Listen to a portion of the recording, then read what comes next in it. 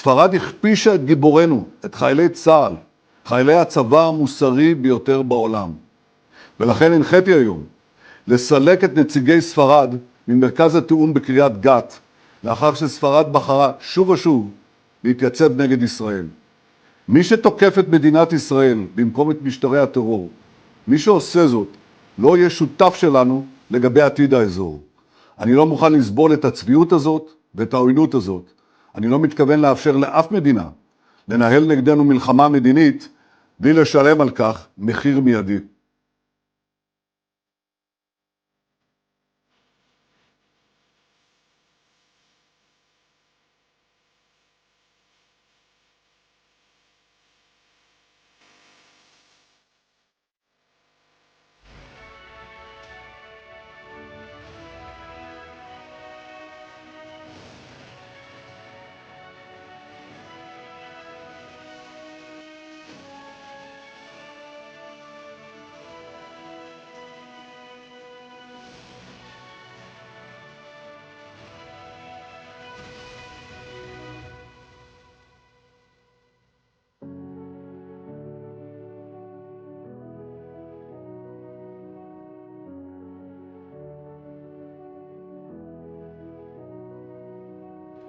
Israel memang layak dijuluki sebagai negara paling bejat di muka bumi.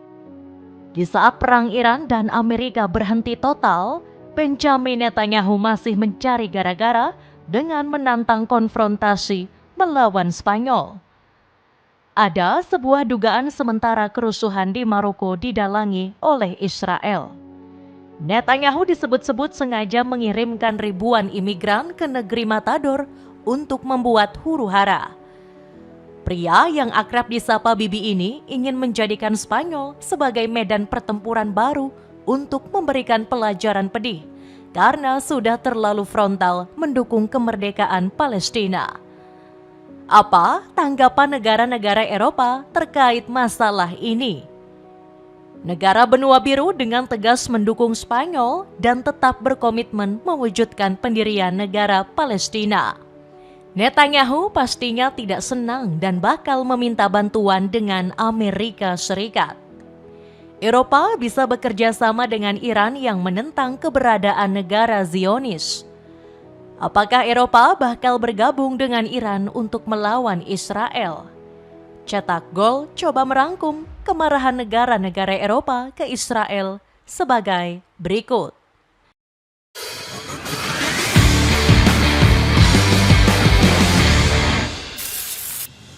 Israel jadi dalam kerusuhan Maroko demi sudutkan Spanyol?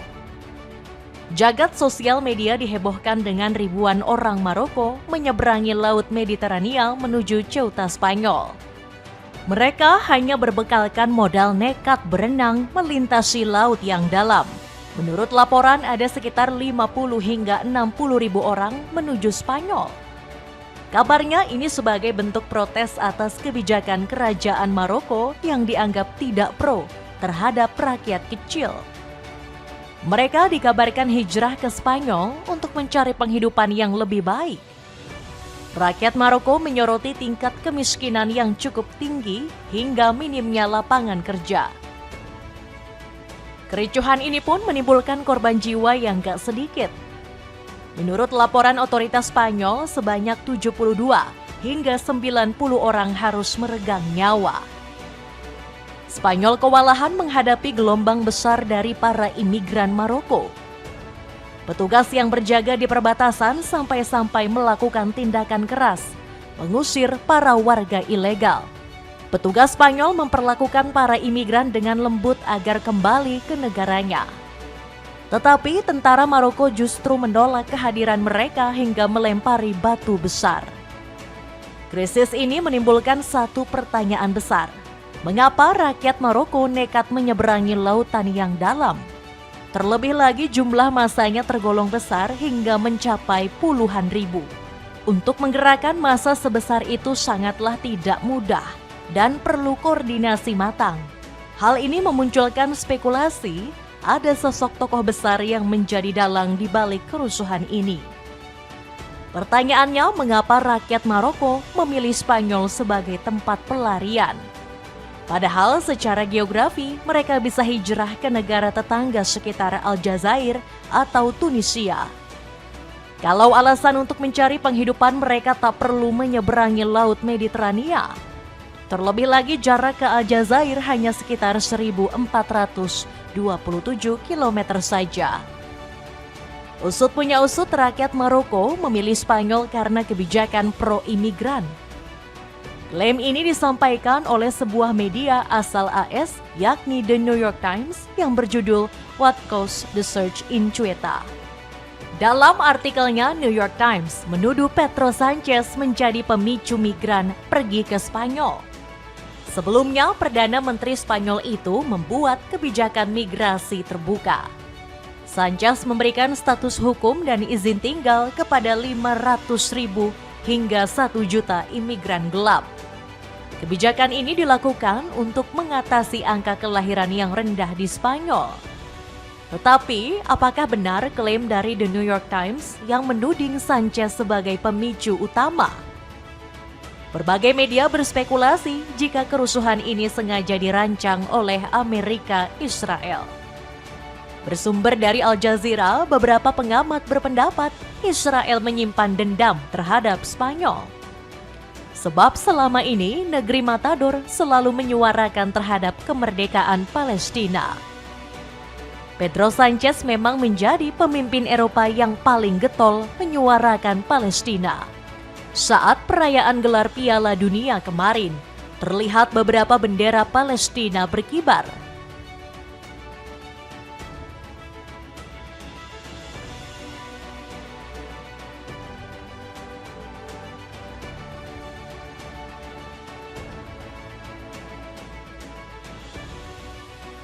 Anak-anak Gaza yang menderita oleh Israel mengucapkan terima kasih kepada Sanchez karena sudah peduli. Mereka bahkan membuat lukisan khusus dan memberi selamat kepada Spanyol. هنا إسبانيا أنا ليال من غزة اليوم أجينا ورسمنا رسمة رئيس إسبانيا وبتمنى هاي الصورة توصل لرئيس إسبانيا وللشعب الإسباني ونحبه كثير. Dugaan ini semakin diperkuat oleh pernyataan yang pernah disampaikan Benjamin Netanyahu di bulan April lalu. Bibi bilang akan memerangi Spanyol karena telah berpihak ke teroris. ספרד הכפישה את גיבורנו, את חיילי צה"ל, חיילי הצבא המוסרי ביותר בעולם. ולכן הנחיתי היום לסלק את נציגי ספרד ממרכז התיאום בקריית גת, לאחר שספרד בחרה שוב ושוב להתייצב נגד ישראל. מי שתוקף את מדינת ישראל במקום את משטרי הטרור, מי שעושה זאת, לא יהיה שותף שלנו לגבי עתיד האזור. אני לא מוכן לסבול את הצביעות הזאת ואת העוינות הזאת. אני לא מתכוון לאפשר לאף מדינה לנהל נגדנו מלחמה מדינית בלי לשלם על כך מחיר מיידי. Gabriel Rufián mengaitkan krisis migrasi dengan kepentingan geopolitik yang melibatkan Amerika dan Israel. Kedua negara penjajah ini disebut tengah mengincar Selat Gibraltar. Anggota parlemen Spanyol itu menyebut AS dan Israel sengaja membuat huru-hara demi merebut selat tersebut. Di satu sisi, sejumlah pemimpin negara juga menduga Israel dibalik dalang kerusuhan. Gustavo Petro mengungkapkan Zionis telah bekerja sama dengan pemerintah Maroko. Presiden Kolombia itu mengatakan hal ini sengaja dilakukan untuk merusak pemerintahan sayap kiri Spanyol. Menurut Petro, insiden ini bertujuan memberi kejutan seperti insiden di tahun 1936. Spanyol harus mengingat sejarahnya ditulis dengan darah. Mereka ingin membawa fasisme ke rakyat Spanyol dan rakyat Spanyol harus menolaknya. Sedangkan peradaban Arab harus berkata insiden serupa tidak boleh terjadi lagi, tutur Petro. Berbagai bukti-bukti yang kami kumpulkan semakin menguatkan jika Israel menjadi dalang. Terlebih lagi hubungan Maroko dan Israel akhir-akhir ini semakin mesra. Bersumber dari CNN Indonesia, pemerintah Maroko telah menjalin hubungan diplomatik dengan Israel di tahun 2020 lewat perjanjian Abraham yang ditengahi Presiden Donald Trump. Sebagai imbalannya, pemerintah Maroko telah memberikan dukungan penting kepada Maroko di PBB. Sejak saat itu, Maroko lebih ramah terhadap Israel daripada Spanyol. Negeri Matador bahkan sempat menolak kapal berbendera AS dan Israel berlabuh di Tangier. Pada akhirnya, kapal tersebut harus bersandar di pelabuhan terdekat, yakni Maroko. Banyak warga Israel yang gak suka dukungan Spanyol terhadap Palestina. Menurutnya, tindakan itu merupakan sesuatu yang munafik karena membiarkan para terorisme berkeliaran bebas. Kemarahan negara Eropa, ancaman nyata serangan ke Tel Aviv. Layaknya iblis yang menggoda manusia, Israel enggak henti-hentinya mencoba membujuk Eropa memerangi Spanyol. Alhasil, negara-negara benua biru justru membuat kebijakan di luar nalar. Mereka seolah mengucilkan Spanyol dan gak ingin terlibat langsung dalam konflik. Sebut saja Italia yang sudah menangguhkan perjanjian Schengen dengan Spanyol. Giorgia Meloni mengatakan situasi di Ceuta membuat Italia harus menangguhkan keanggotaan Schengen Spanyol. Langkah dari Perdana Menteri Italia itu didukung oleh Finlandia dan Denmark. Sontak saja Spanyol geram bukan main dengan kebijakan dari negara-negara Eropa. Negeri Matador mengutuk keras Uni Eropa yang dinilai seolah membiarkan. Menurut pihak Madrid, negara-negara Eropa telah membiarkan sebuah krisis terjadi. Mereka tak memikirkan beberapa nyawa yang melayang sia-sia akibat kekacauan tersebut. Untungnya, negara-negara Eropa masih punya hati nurani. Komisi Eropa menolak tegas usulan sejumlah negara yang menolak mengucilkan Spanyol dari Uni Eropa. Komisi Eropa memastikan akan menjalankan kontrol yang efektif terhadap perbatasan. Mereka memastikan tidak ada migran ilegal yang memasuki kawasan daratan Spanyol. Magnus Brunner menegaskan komitmen Komisi Eropa bekerja sama menyelesaikan krisis tersebut. Brunner mengingatkan menyinggung pasal 41 yang menetapkan Ceuta dan Melilla sebagai perbatasan eksternal Uni Eropa. Karena alasan ini, kontrol ketat wajib berlaku untuk semua orang yang meninggalkan wilayah tersebut. Prioritas kami sekarang adalah melaksanakan pemulangan dari Ceuta ke Maroko, menstabilkan situasi dan menjamin tidak ada lagi imigran ilegal yang masuk dari Maroko. Kami akan terus mendukung Spanyol dalam perlindungan dan pengelolaan perbatasan eksternal Uni Eropa, kata Brunner. Gak lupa, Uni Eropa juga tetap memberikan dukungan penuh terhadap kemerdekaan Palestina. Menurut pemimpin Uni Eropa, kejadian ini merupakan resiko. Sebab negara-negara benua biru selalu menentang keras genosida Zionis di Gaza. Kaja Kallas selaku Menteri Luar Negeri Uni Eropa dilaporkan sudah melancarkan aksi. Kallas terus memberikan pembelaan kepada Palestina yang mendapatkan perlakuan tidak adil. Sang Menlu membandingkan perlakuan Israel dengan rezim segregasi rasial yang memerintah Afrika di tahun 1990. Saat itu tindakan dari kelompok rezim memang kejam. Akan tetapi mereka tidak melakukan tindakan yang brutal seperti yang dilakukan oleh Israel. Gara-gara sindiran ini, Zionis langsung malu dan mengambil tindakan. Mereka secara berani memutuskan segala hubungan dengan benua biru.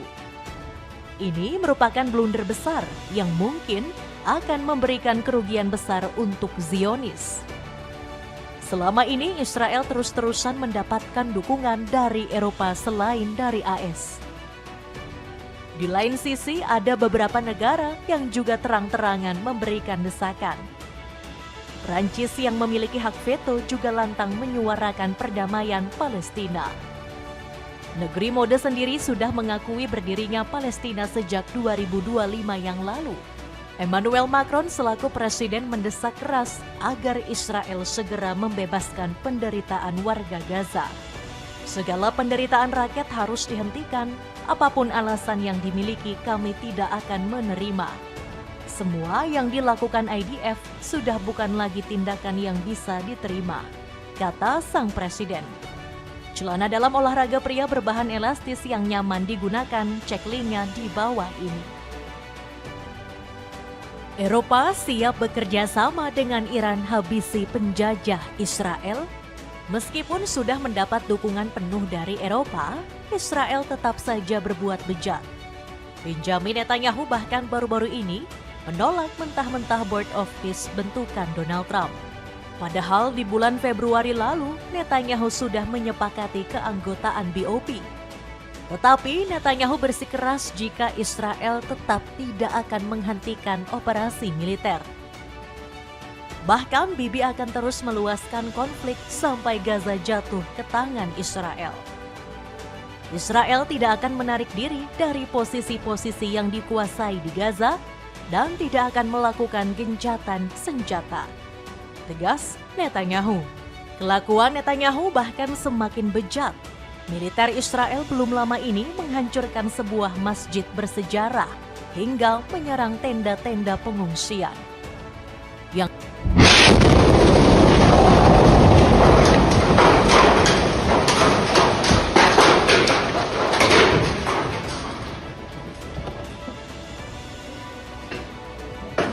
lebih jahatnya lagi, Israel juga telah membunuh satu keluarga. Nampak jelas janin yang keluar dari perut seorang ibu setelah menjadi korban kebiadaban Zionis. Dunia bukan lagi melawan sosok manusia, melainkan iblis yang sudah merasuki para pemimpin Israel. Jika desakan dari Eropa belum cukup, masih ada Iran yang siap membumi hanguskan Zionis. Iran kini menyerukan tindakan nyata untuk memberi pelajaran segera ke Israel. Pernyataan tersebut disampaikan oleh Kementerian Luar Negeri Iran, dikutip dari berita Fars Iran saat memperingati ulang tahun kematian pemimpin Hamas Ismail Haniyeh. Iran menegaskan bahwa negaranya akan melakukan tindakan nyata seandainya Israel masih melakukan genosida. Jika Iran sudah mengecam, biasanya bukan tindakan omon-omon. Beberapa kali Korps Garda Revolusi meluncurkan serangan rudal ke kawasan Haifa hingga Tel Aviv. Eropa bisa bekerja sama dengan Iran agar Israel tidak terus berbuat semena-mena. Bahkan IRGC tengah menyusun strategi untuk menyerang fasilitas nuklir di Mona, Israel. Abbas Araghchi menuliskan sebuah tweet jika fasilitas tersebut menjadi bidikan Korps Garda Revolusi. Meski terlihat sepele hanya cuitan di sosial media, tetapi Iran tak main-main. Korps Garda Revolusi telah menyiapkan berbagai strategi hingga amunisi apa yang cocok untuk menghancurkannya.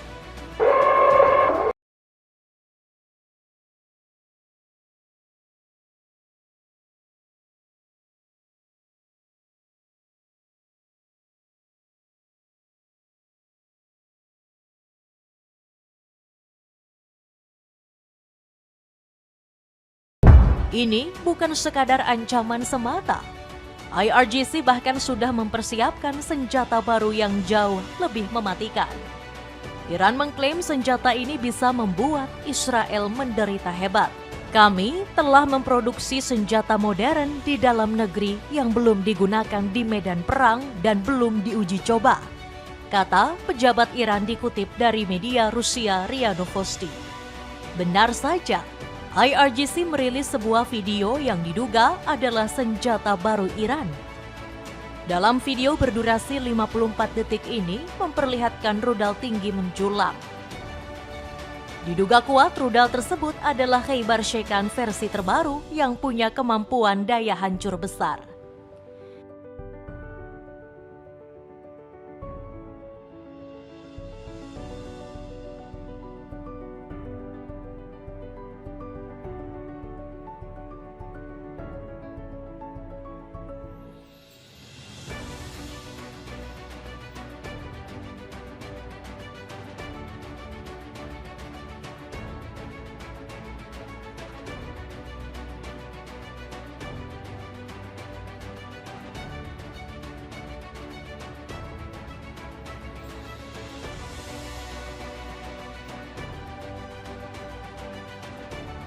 Heiberschekan adalah rudal generasi ketiga berbahan bakar padat yang dirancang untuk mobilitas tinggi. Rudal ini bisa menghancurkan gedung-gedung bertingkat yang dirancang anti guncangan. IRGC langsung mengeluarkan peringatan ke para pejabat Israel untuk mengevakuasi warganya.